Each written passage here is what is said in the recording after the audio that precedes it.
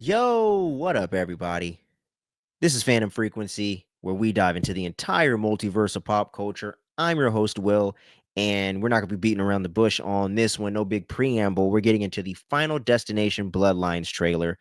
And for those of you that may not know and are new to the channel and just discovered us through this reaction, we do a lot of horror content here on the channel. I am a huge horror fan. So as long as this channel's running and I'm the one running it, there's going to be definitely horror content on this channel more often than not. And this is going to be one of the biggest ones coming out this year for sure. And I'm not the hugest fan of the franchise, but I do like the franchise, especially the first couple installments. So let's see what they've been cooking up on this one and what we got to look forward to here in April or May, if I'm not mistaken.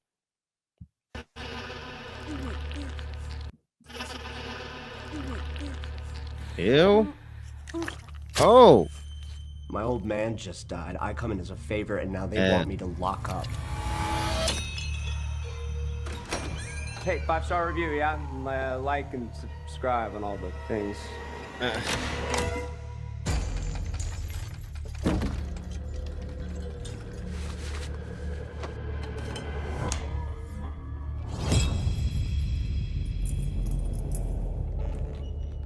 Wow.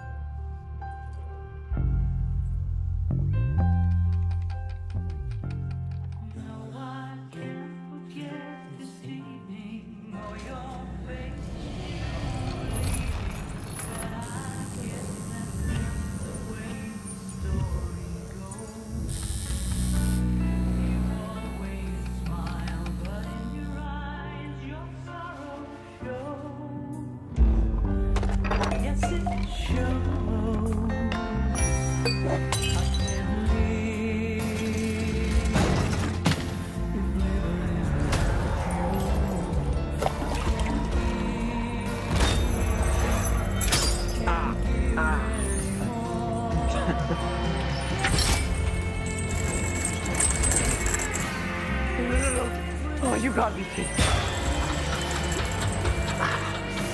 Come on.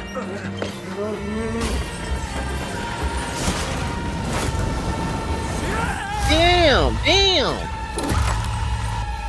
He's fire and he's stuck on that tip.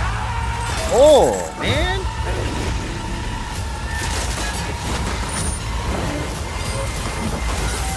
Oh.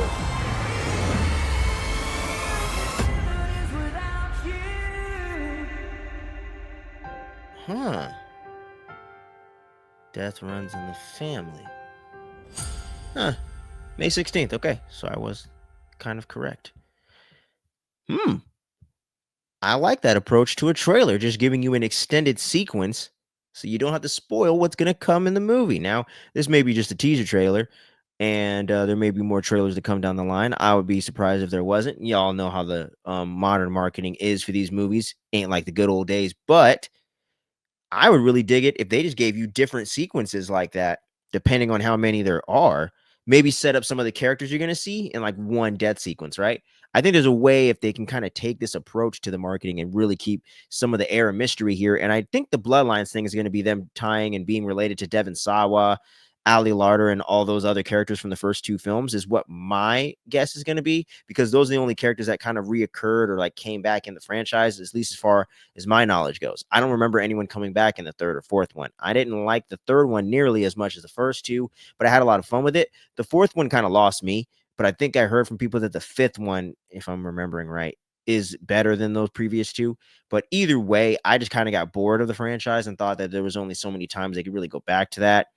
And they kind of lost the dark vibe to it, like the actual suspense and the actual tension of the kills too. This one really built it up well, where I almost forgot I was in a reaction because I got so caught up kind of in them building up the kill and kind of what it was going to be, and how even like the little bobblehead was almost like an element of like playing to the Grim Reaper death aspect of it. Kind of looked like the Crimson Ghost that the Misfits use. The Crimson Ghost, Crimson Spirit, whatever that is, the symbol that Misfits use and they got from an old horror movie. It looks a lot like that.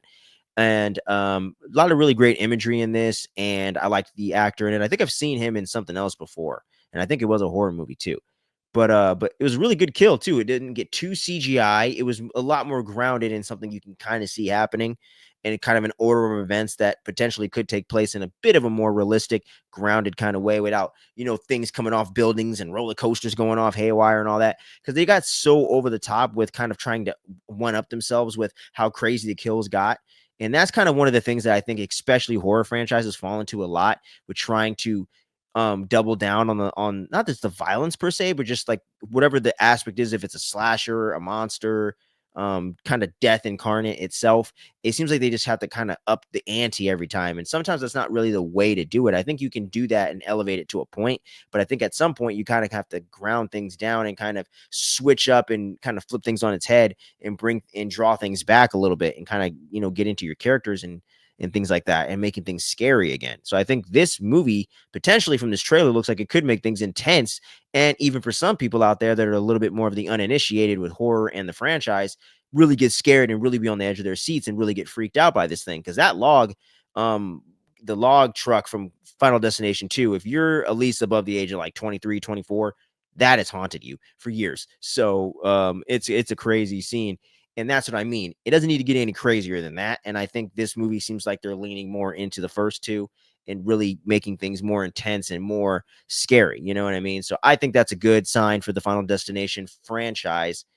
And yeah, so we got a lot of cool stuff. We can get into that. I was potentially thinking about doing a quick little top five, like a ranking of the franchise, kind of revisiting some of the films over the next few months, and kind of dropping that in May, right before the new installment comes out. So if any of you horror fans or just movie fans in general are interested in that, and maybe curious about my thoughts on the franchise and want to see a ranking or something like that, tier list, whatever, let me know down in the comments below. I was kind of considering doing that, but it's tricky trying to figure out how to get something on here that the algorithm's going to be kind to in this YouTube space, as you're trying to grow things out. But thanks for sticking around to the end of this thing, and y'all let me know what you're thinking about this Final Destination Bloodlines teaser trailer. I'm thinking, are you going to be seeing an opening weekend? Are you a huge fan of the franchise and all that? Y'all let me know your thoughts down below. And like I mentioned on our other reaction, because I also have a reaction on the channel for the Fantastic Four First Steps teaser trailer, we're going to be dropping a reaction tomorrow for the Jurassic World trailer. Not a big fan of this part of the franchise. Love the original three, all for different reasons, especially the original being top tier, but Jurassic World hasn't necessarily been my bag since the first one. So yeah, so we'll see what's up with that one tomorrow. If you dig trailer reactions and things like that, we got plenty of them here on the channel. I'll put a card to that so you guys can check out our other trailer reactions as well. And yeah, we got some fun content coming up here on the channel, leading up into Daredevil Born Again next month as well. A lot of cool stuff coming up here. We're going to be getting back into the full swing of things. So until next time, stay safe out there, stay tuned, and don't sleep on any of this dopeness going on here at Phantom Frequency. Until next time, peace out.